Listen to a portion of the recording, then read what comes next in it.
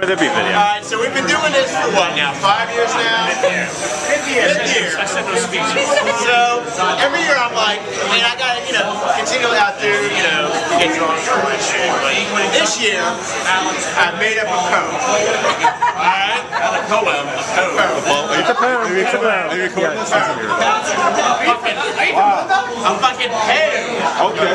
Now, Can you go 16 pages long. It's only to write a book or a poem. That's Constantine Newman, alright? Now the poem is titled "Twas the Night After Christmas." It's going to be the poem. Alright? It's mostly about me. And it is. Alright, you guys ready? Alright. It's in the verse of "Twas the Night After Christmas." Let me lie to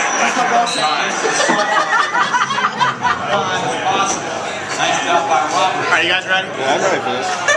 'Twas the night after Christmas, and all through the city, the snow was coming down, the weather was getting shitty. I was driving back from Waldorf in the car with my wife. We were glad to be home and away from that Southern Maryland life. We brought in the gifts, and I cracked open an LC. Colleen went to bed, and I dozed off while watching TV.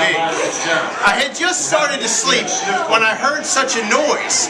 I thought my trash can was getting stolen by some goddamn retard. I opened the door and heard a car drop its throttle. Why, it's a beat up old gray Z being pulled by 8 GM bottles. Black eye.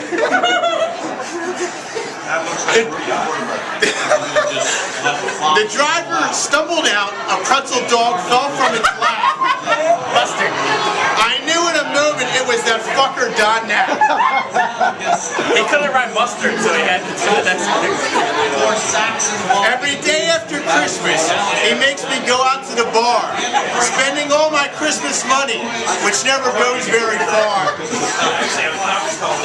More vodka, more Red Bull, more bombs, shots, and gin. More Miller Lite, who cares? Put the tab on Andrew, that guy, him. I had said in early December that I wouldn't be going out this year. He cussed me out and said, "You will come out, at least for a beer."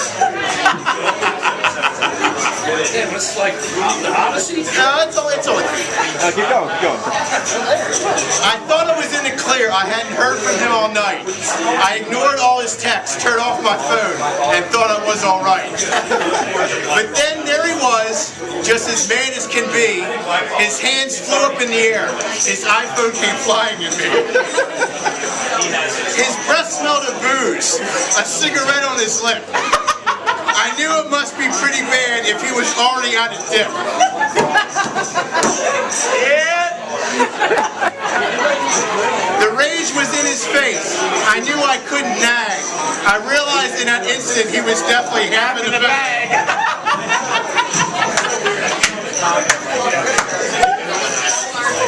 But the anger went away. His face sported a grin. Let's go to Bay Cafe. I can always get you in. Just buy me a beer and we'll call it all even. But I know damn well that Don hasn't paid a tab there since 1997. He said, "But if that doesn't work, I know just the right trick. First round is on you, and you better believe there will be next." See, now this is for crafting you with this design. The gang is all there. Matt is BSing at the bar, chatting away.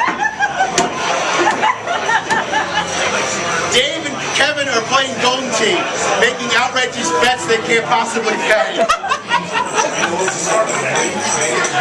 And of course I will be there, for my name is Don Knapp. Let's drink and do it up. Afterwards, go back to Bolton for a nightcap. Last page. Last page. Alright. "Don't be lame, don't be a wuss," he exclaimed. "I just want fun, I want action. Just come out for an hour, give me that bit of satisfaction." I was just about to accept his offer and go out for a night on the town when Colleen came out and grabbed my arm and wouldn't put it down. Know where you are going. You must stay with me, your loving wife. Don is looking a hot mess and I fear for your life. So I politely declined and said no thank you, thinking he was going to say something like blow me. Instead he said, fuck this shit. Wait a second, can you at least get me a roadie? So I threw him a beer and he threw back a go to hell. I'm going back to Bay Cafe and then probably on to Taco Bell. So I waved him goodbye and heard him say, as he went down Rapola and into the night, fuck this holiday season. Now where's my next course light? Very good.